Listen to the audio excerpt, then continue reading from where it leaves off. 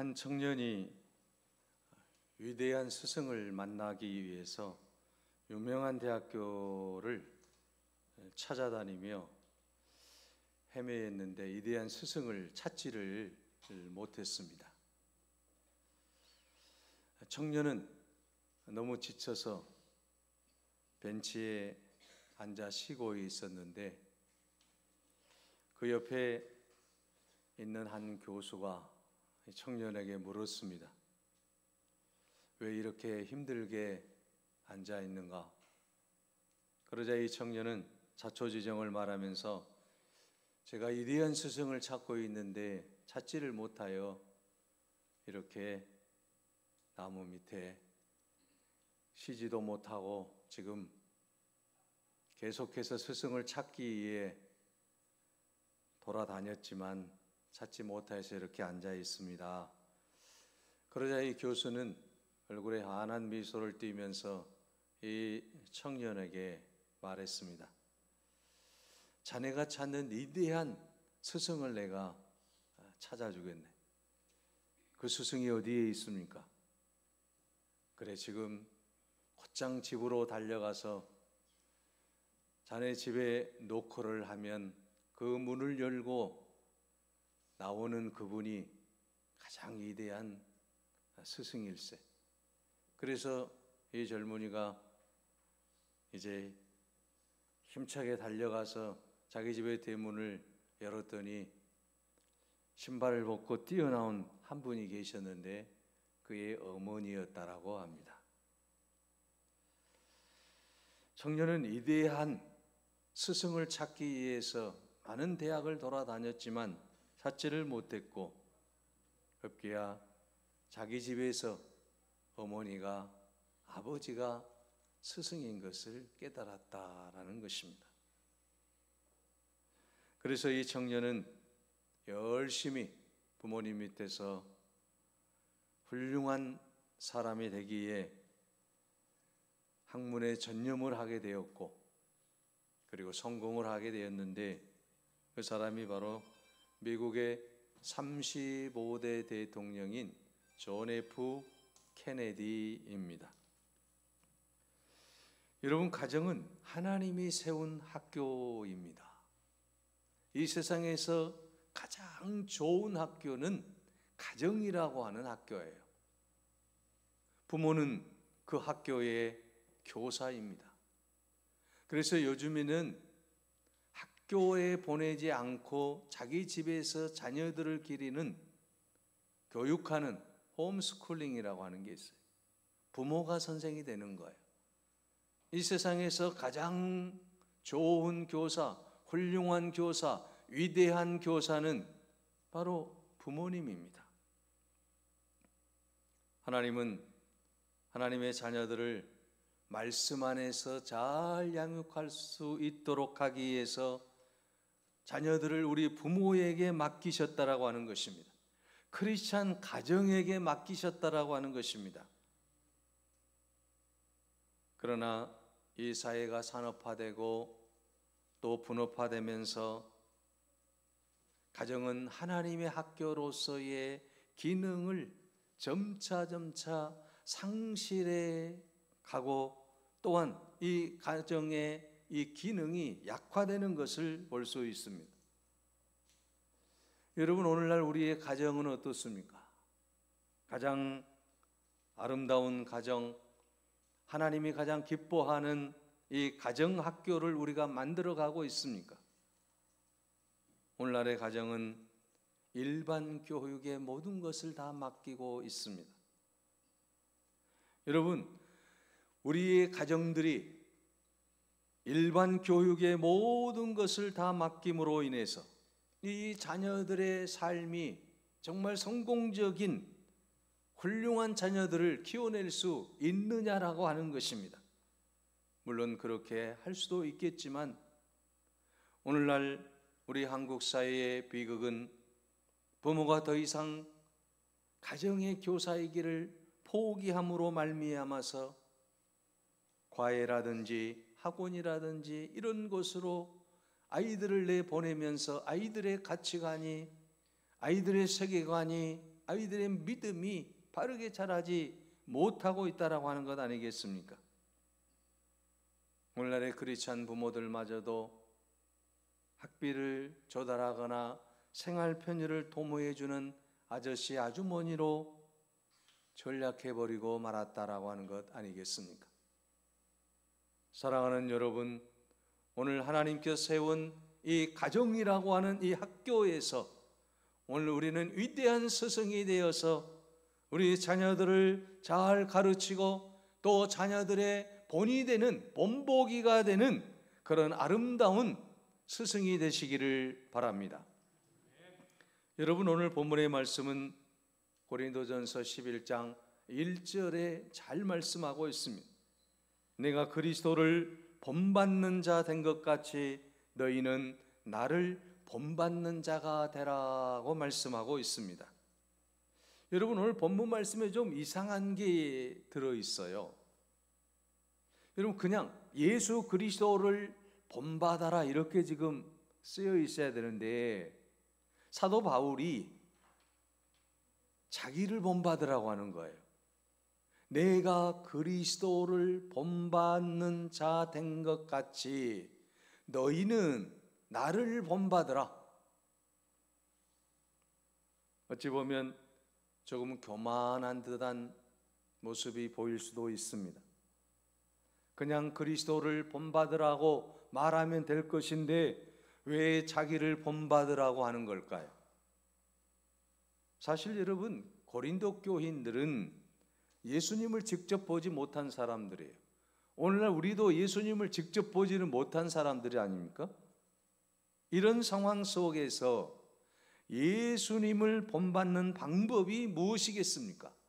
바로 그것은 먼저 믿는 사람들을 주목하라는 거예요.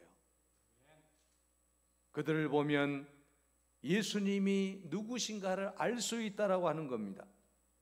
그들이 먼저 예수 그리스도를 만나고 의지하고 예수 그리스도를 닮았기 때문에 그들을 통해서 예수님을 볼 수 있다라고 하는 겁니다.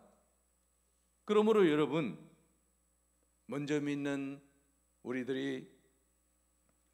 모든 늦게 믿은 성도들에게 예수님의 모습을 보여줄 수 있기를 바랍니다. 눈에 보이는 하나님, 눈에 보이는 예수님의 모습을 누가 보여줘야 됩니까? 먼저 예수 그리스도를 믿는 우리들이 보여줘야 되는 거 아니겠습니까? 오늘 우리의 모든 삶이 예수 그리스도를 보여주는 삶이 되어야 되는데 그렇지 못하고 있다라고 하는 것입니다. 여러분, 불신자들이 예수 믿고 구원받는 동기들이 가장 여러분 프로테이적으로 많이 나오는 게 뭡니까? 예수 믿는 사람들의 모습을 보고 자연스럽게 예수를 믿게 되었다라고 하는 거예요. 내 옆집에 있는 예수 믿는 그 집사님 때문에, 내 직장에 있는 예수 믿는 그 권사님 때문에 내가 예수를 믿게 되었습니다. 불신자들이 예수 믿는 사람을 보면 느낌이 온다라고 합니다. 야, 저 사람은 예수 믿는 사람이구나, 이렇게 느낌을 받는다는 거예요. 여러분, 우리가 신앙생활을 오래 했다라고 하는 뜻이 무엇이겠습니까? 그만큼 오랫동안 예수 그리스도를 의지하고 예수님만을 사랑하고 예수님의 말씀을 붙잡고 내 모습이 예수님의 모습을 닮았다라고 그렇게 많은 사람들이 인정할 때에 내가 신앙생활을 오래 했다는 것 아니겠습니까? 10년, 20년, 30년, 40년 오랫동안 내가 예수 믿는다라고 하는 것은 세상 사람들이나 또는 교회 안의 식구들이 야, 저 사람은 정말 예수 믿는 사람이구나 인정해 줄 수 있는 그런 아름다운 삶의 모습이 나타나야 되는 것 아니겠습니까? 그런데 오늘 우리의 모습은 어떻습니까? 불신자들에게 예수 믿는 느낌을 주고 있습니까? 불신자들에게 예수님의 사랑을 전하고 있습니까? 안 믿는 사람보다도 못한 도덕적 의식을 가지고 있습니까? 예수님의 모습은 안 보이고 내 권위만 내세우고 짜증만 부리고 기득권만 주장하고 불평만 하면 그게 무슨 예수 믿는 사람이겠습니까? 그리스도인은, 예수 믿는 자들은 불신자들에게 본이 되어야 됩니다. 교회 안에서 본이 되어야 됩니다. 직장에서 본이 되어야 됩니다. 이 세상에서 본이 되어야 될 줄로 믿습니다. 중국의 석학이라고 불리는 이머당이라고 하는 분이 계시는데, 이분은 하버드 대학에서 석사학위를 받았고 나이프치 대학에서 철학 박사 학위를 받은 분입니다. 이분은 원래 목사님 아들이신데 유교, 불교, 도교, 유물론을 연구하면서 말씀대로 살지 않았어요. 그러다가 회개하고 63세가 되어서야 비로소 진짜 크리스찬이 되었습니다. 이 세상에서 길이요 진리요 생명 되신 예수 그리스도, 그분이 나의 생명이시고 나의 구세주이시다고 하는 사실을 깨닫고 진짜 크리스찬으로 살게 되었다라고 하는 것입니다. 그런데 그 친구 가운데 맹자의 후손이 있었습니다. 그는 또 맹자의 후손답게 살았다고 합니다. 그런데 그 친구가 갑자기 기독교로 개종을 했습니다. 이유를 봤더니 예수 믿는 친구 이모당을 보면서 나도 이제는 예수 믿어야 되겠다. 그래서 그의 아름다운 삶을 보고 개종했다라고 합니다. 여러분, 이처럼 우리는 누군가에게 본이 될 때에 믿지 않는 자들이 예수 그리스도를 믿게 될 줄로 믿습니다. 누군가에게 우리가 본이 될 때에 여러분, 초신자들이 주님 안에서 믿음으로 그 아름다운 신앙인의 선배의 모습을 보고 아름답게 신앙생활 하게 될 줄로 믿습니다.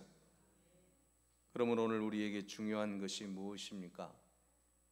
어떻게 하면 예수님을 내가 본받아 살 것인가를 고민하며 살아야 되는 거 아니겠습니까? 그리스도를 본받아라고 하는 유명한 책을 저술한 토마스 아켄피스라고 하는 분이 계십니다.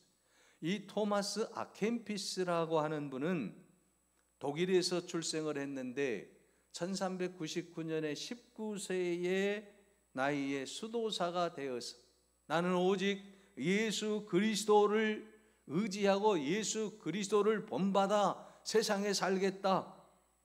그래서 자기를 부인하고 십자가를 지는 삶을 살기 위해서 수도원 공동체에 들어가게 되고, 그리고 이 유명한 그리스도를 본받아 사는 삶이 무엇인가에 대해서 많은 사람들에게 감동을 주고 있습니다.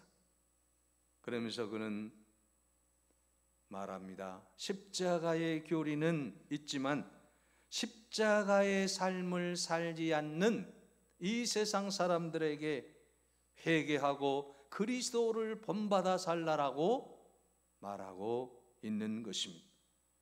오늘 여러분, 우리가 그리스도를 본받는다라고 하는 것은 무엇입니까? 주님이 우리를 위해서 십자가를 지신 것처럼 우리도 주님의 영광을 위해서 또한 이 세상의 모든 십자가를 우리가 지고 나아갈 수 있는 그런 아름다운 삶을 살아야 된다라고 말씀하고 있는 것 아니겠습니까? 그래서 예수님은 제자들을 가르치실 때에 요한복음 13장에 보게 되면 제자들의 발을 씻어주시면서 이렇게 말씀합니다. 내가 주와 선생이 되어 너희 발을 씻겼으니 너희도 서로 발을 씻어주는 것이 옳으니라. 내가 너희에게 행한 것 같이 너희도 행하게 하려 하여 본을 보였노라고 말씀하고 있습니다. 제자들의 발을 씻겨주시면서 예수님께서 지금 제자들에게 본을 보여주시는 거예요. 내가 너희들의 발을 씻겨준 것처럼 너희들도 다른 사람들의 발을 씻어줄 수 있는 그런 사람이 되라. 너희도 나와 같이 되라. 이렇게 말씀하고 있는 것 아니겠습니까? 여러분, 오늘 본문에서 본받으라는 말씀, 요한복음 13장에서 예수님께서 본받으라는 이 말씀의 단어가 무엇입니까? 헬라어로는 미에타이라는 단어인데요. 여러분, 이 단어에서 파생되어져 나온 단어가 영어의 imitation이라는 단어예요. 모방한다, 흉내낸다, 그런 뜻이 있죠. 그래서 여러분, 오늘 본문에서 바울이 예수 그리스도를 모방하고 예수 그리스도를 흉내냈듯이 너희들도 나를 모방하라, 너희들도 나를 좀 흉내 좀 내라, 이렇게 말하는 거예요. 완벽하게 살라라고 하는 말이 아니에요. 모방만 해도 된다라고 하는 거예요. 흉내만 좀 내보라는 거예요. 어떻게 우리가 예수님의 삶을 전적으로 100% 닮아갈 수 있습니까? 그렇게 할 수는 없어요. 흉내 내다 보면 원본을 닮아간다라고 하는 거죠. 모방하다 보면 그 사람처럼 된다라고 하는 거예요. 초등학교 시험을 보는데 한 녀석이 공부를 제대로 안 해가지고 옆에 있는 친구 시험지 그 답안지를 컨닝을 했다라고 합니다. 문제가 뭐였냐면 생각하는 사람을 조각한 예술가는 누구입니까? 였습니다. 답은 노댕입니다. 그런데 이 옆에 있는 친구가 그걸 제대로 정확히 보지 못하고 노댕을 오댕이라고 썼습니다. 그런데 또 그 옆에 있는 친구가 또 공부를 안 해가지고 컨닝을 했어요. 그 오댕이라고 쓴 친구의 답안지를 보고 이번에는 어묵이라고 썼다고 합니다. 자, 여러분, 오늘 우리는 우리의 모든 삶 속에서 모방하고 흉내내기 위해서는 정확하게 해야 된다라고 하는 거예요. 정확하지 않으면 문제가 생긴다라고 하는 것이죠. 흉내를 내야겠는데 원본이 정확해야 되고 또 그것을 주시해서 그대로 모방을 해야 돼요. 노댕이면 노댕이라고 써야 돼요. 오댕이라고 쓰면 안 된다라고 하는 거예요. 사도 바울은 내가 그리스도를 본받는 자 된 것 같이 너희는 나를 본받으라고 말씀하고 있습니다. 우리는 서로 예수님을 본받아야 될 줄로 믿습니다. 왜 그렇습니까? 예수 그리스도의 십자가의 피로 거듭난 하나님의 자녀들이기 때문입니다. 오늘 우리는 예수 그리스도의 십자가의 은혜로 제사함을 받고 구원받은 하나님의 자녀들이기 때문에 우리는 예수 그리스도를 닮아가야 되는 것입니다.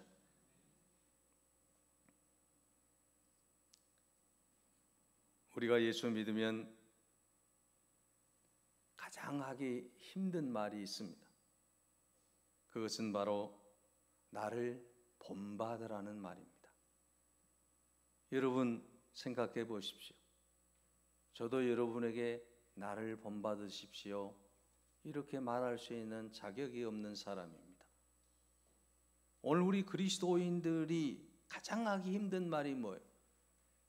내가 예수 믿는 사람인데 나를 본받으십시오 라는 말 아니겠습니까? 여러분 가정에서도 마찬가지일 거 아니겠습니까?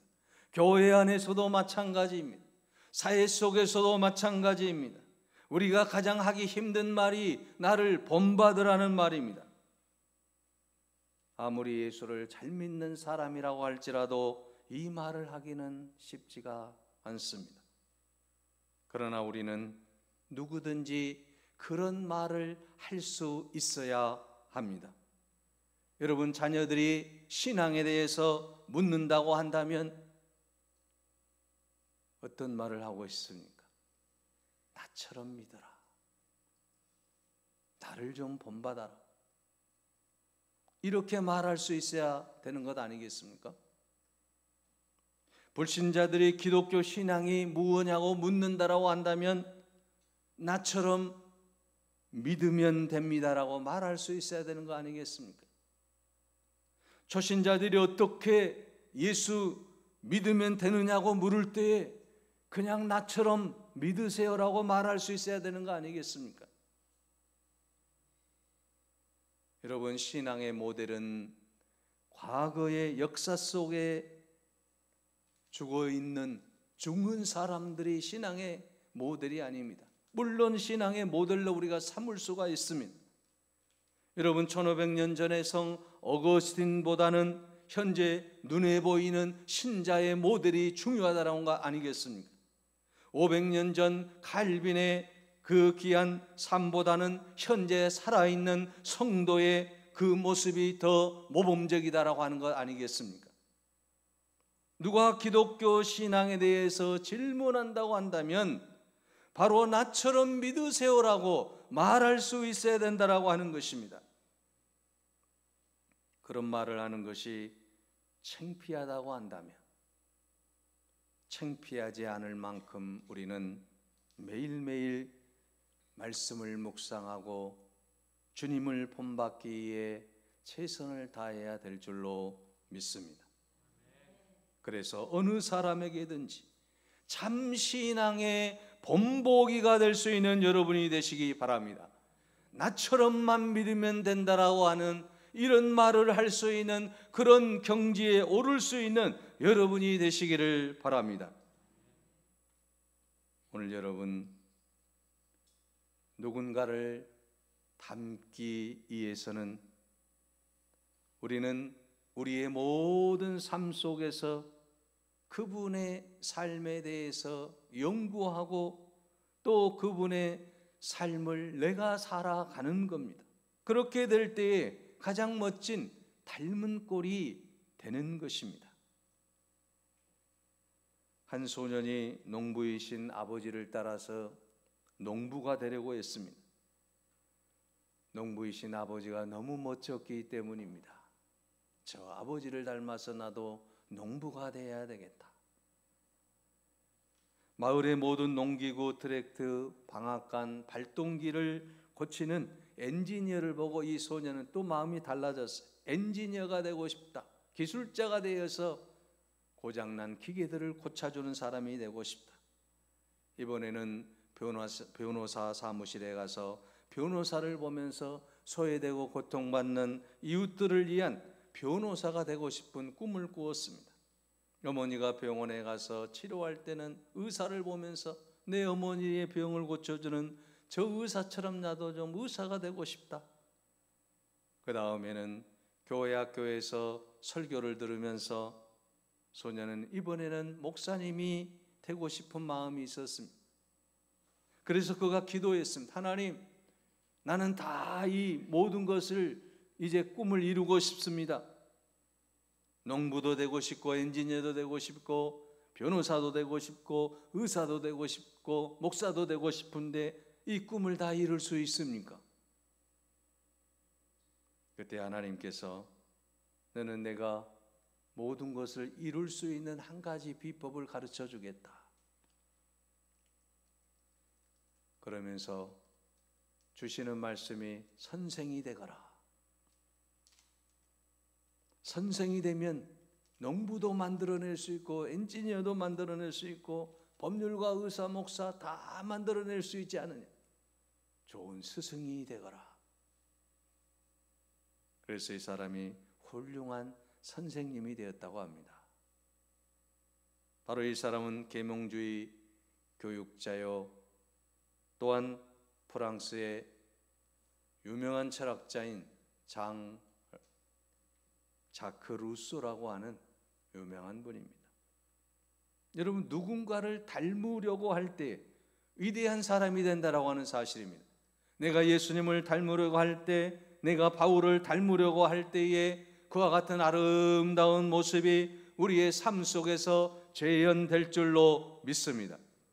그러므로 여러분, 우리가 주님을 닮아서 이제 세상의 본보기가 되어야 되지 않겠습니까?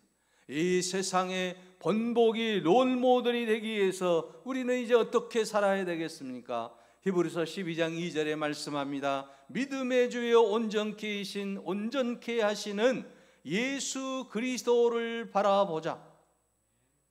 주님을 바라보라는 것입니다. 세상의 본보기가 되기 위해서는 주님을 바라보라. 한 번씩만 그냥 바라보라고 하는 게 아니에요. 이 말씀은 고정시키라고 하는 거예요. 예수님에게 우리의 시선을 완전히 고정시키는 거예요. 픽스를 해야 돼. 우리의 눈을 예수님께 고정해 놓고 떼지 말라라고 하는 것입니다. 십자가를 바라보면서 십자가의 그 놀라운 은혜와 사랑을 깨닫고 우리의 시선이 멀어져서는 안 된다라고 하는 것입니다. 예수님을 그렇게 바라볼 때에 우리는 예수님을 닮아가게 되는 것 아니겠습니까? 여러분, 부부가 닮은 원인은 무엇 때문입니까? 처음부터 닮은 게 아닙니다. 20년, 30년, 40년 살다 보니까 늘 바라만 보니까 내가 닮아간 거예요. 우리 부부도 많이 닮았다라고 그러더라고요. 처음에는 그렇게 안 닮았었는데. 여러분도 그러잖아요. 누군가가 왜 이렇게 부부가 닮았냐고, 형제냐고. 왜 그럴까요? 늘 바라보기 때문에 그래요. 바라봄의 법칙 때문에 그런 거예요. 오늘 우리가 예수 그리스도를 늘 바라보며 십자가를 늘 바라보게 되면 우리는 예수님을 닮아가게 되어 있는 거예요. 그래서 우리는 오늘 본문에서도 이제 나를 본받으라고 사도 바울이 말하고 있는 것 아니겠습니까? 우리는 예수 그리스도를 본받는 여러분이 되시기를 바랍니다. 그러기 위해서 우리는 늘 십자가만을 바라보며 나아갈 수 있기를 바랍니다. 오늘 본문 고린도전서 11장 2절에 말씀합니다. 이제 예수님의 모습을 담고 이제 예수님의 그 귀한 말씀을 붙잡고 살아갔던 바울은 이제 뭐라고 말씀합니까? 너희가 모든 일에 나를 기억하고 또 내가 너희에게 전하여 준 대로 그 전통을 너희가 지킴으로 너희를 칭찬하노라 하고 말씀하고 있습니다. 사도 바울이 지금 고린도 교회를 칭찬하고 있는 거예요. 하나님의 말씀을 지켰다라고 하는 것이죠. 그 전통을 따랐다라고 하는 거예요. 히브리서 11장 6절에 말씀합니다. 믿음이 없이는 기쁘시게 못하나니 하나님께 나아가는 자는 반드시 그가 계신 것과 그가 자기를 찾는 자들에게 상 주시는 이심을 믿어야 할지니라. 믿음이 주님을 기쁘시게 해드릴 수 있습니다. 여러분, 오늘 우리의 모든 삶 속에서 이제 믿음이 없이는 하나님을 기쁘시게 할 수 없고 믿음이 없이는 우리가 주님을 닮을 수 없다라고 하는 것입니다.